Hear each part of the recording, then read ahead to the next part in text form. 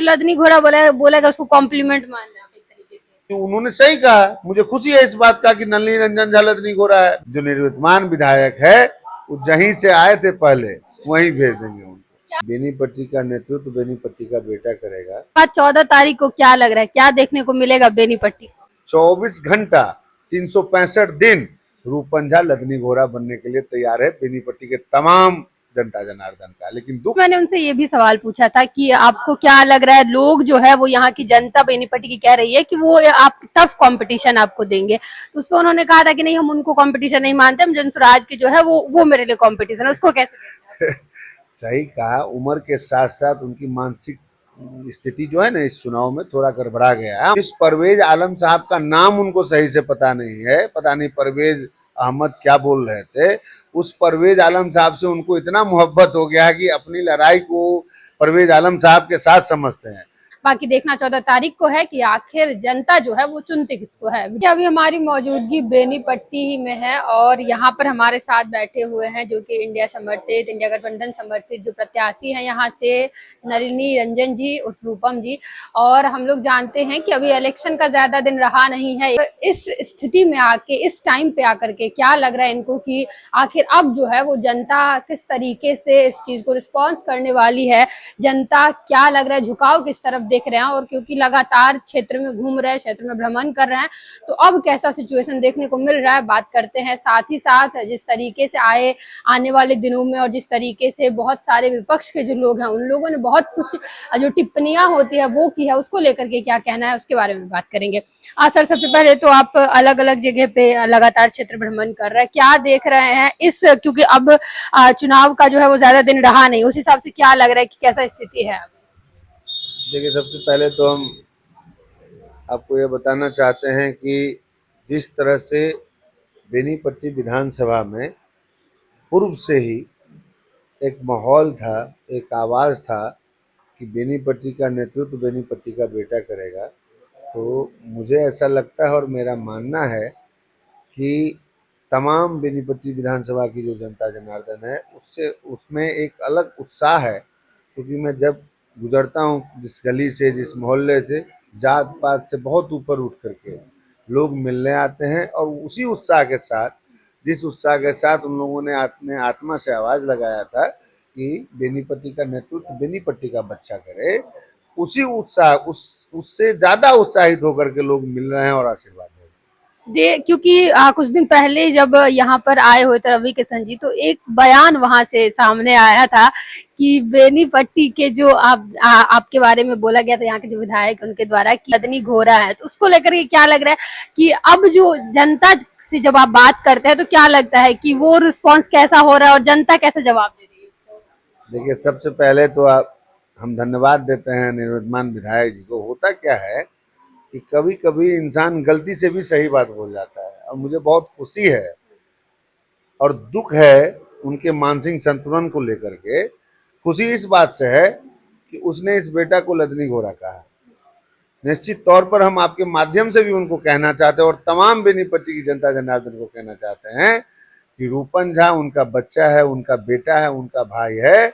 24 घंटा 365 दिन रूपन झा लदनी घोड़ा बनने के लिए तैयार है बेनीपट्टी के तमाम जनता जनार्दन का। लेकिन दुख है, मुझे खेद है कि इस बेनीपट्टी की जनता जनार्दन ने उनको भी अपना लदनी घोड़ा समझा था।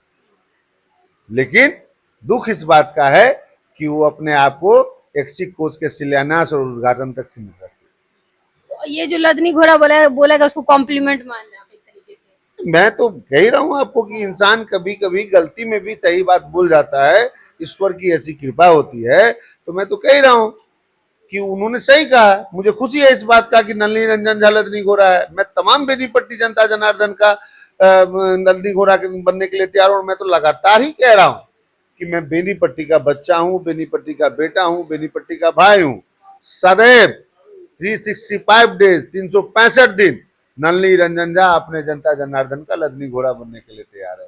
साथ ही में मैंने उनसे ये भी सवाल पूछा था कि आपको क्या लग रहा है, लोग जो है वो यहाँ की जनता बेनीपट्टी की कह रही है कि वो आप टफ कंपटीशन आपको देंगे, तो उस पर उन्होंने कहा था कि नहीं, हम उनको कंपटीशन नहीं मानते, हम जनसुराज के जो है वो मेरे लिए कंपटीशन है। उसको कैसे?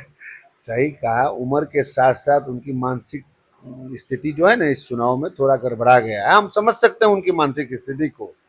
जिस परवेज आलम साहब का नाम उनको सही से पता नहीं है, पता नहीं परवेज अहमद क्या बोल रहे थे, उस परवेज आलम साहब से उनको इतना मोहब्बत हो गया कि अपनी लड़ाई को परवेज आलम साहब के साथ समझते हैं।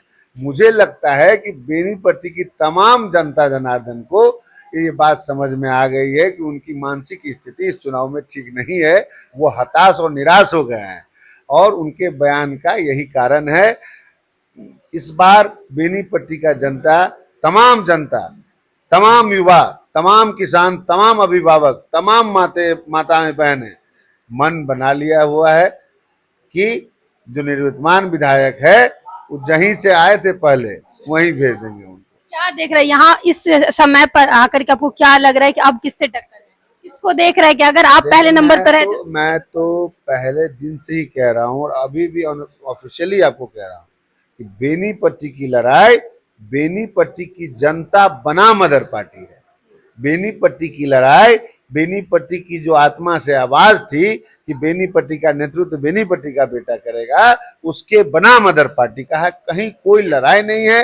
लड़ाई इस बार बेनीपट्टी की तमाम जनता जनार्दन लड़ेगी। 14 तारीख को क्या लग रहा है, क्या देखने को मिलेगा बेनीपट्टी? देखिए, हम तो पहले आपके माध्यम से निवेदन और आग्रह करेंगे तमाम बेनीपट्टी के जनता जनार्दनों का कि जिस तरह से उन्होंने अपना आशीर्वाद चुनाव से पूर्व, टिकट से पूर्व एक आवाज देकर के उन्होंने अपना आशीर्वाद मुझे दिया कि बेनीपट्टी का नेतृत्व बेनीपट्टी का बेटा करे, उसी तरह से आपके माध्यम से हम निवेदन करेंगे कि आने वाले 11 नवंबर को ईवीएम के 2 नंबर पे हाथ छाप का जो निशान होगा उस पे बटन दबा करके अपने बेटा, अपने भाई को विजय बनाएंगे। और हम आश्वस्त करते हैं इस बात से कि जिस तरह से उनका आशीर्वाद हमें मिला पूर्व से ही, ये बेटा आपके माध्यम से इस बात का विश्वास दिलाता है तमाम बेनीपट्टी की जनता जनार्दन को कि एक बेटा, एक भाई है होने की हैसियत से ये बेटा 24 घंटा उनके लिए सदैव तैयार रहेगा, सुख में दुख में हर जगह। जी, धन्यवाद। बहुत बहुत धन्यवाद। तो अभी हम लोग जरेल गांव में हैं और यहाँ से आप लोगों को यहाँ के जो प्रत्याशी हैं नलिनी रंजन जी, उनसे बात कर रहे थे और हमने जाना कि आखिर इतने दिन से जब वो घूम रहे क्षेत्र में तो क्या देख रहे हैं। और इनका कहना है कि ये लड़ाई जो है वो बेनीपट्टी की जनता का है, ये लड़ाई बेनीपट्टी की जनता वर्सेस और जितने भी प्रत्याशी हैं उनका है। बाकी देखना 14 तारीख को है कि आखिर जनता जो है वो चुनती किसको है। वीडियो को शेयर करें, धन्यवाद।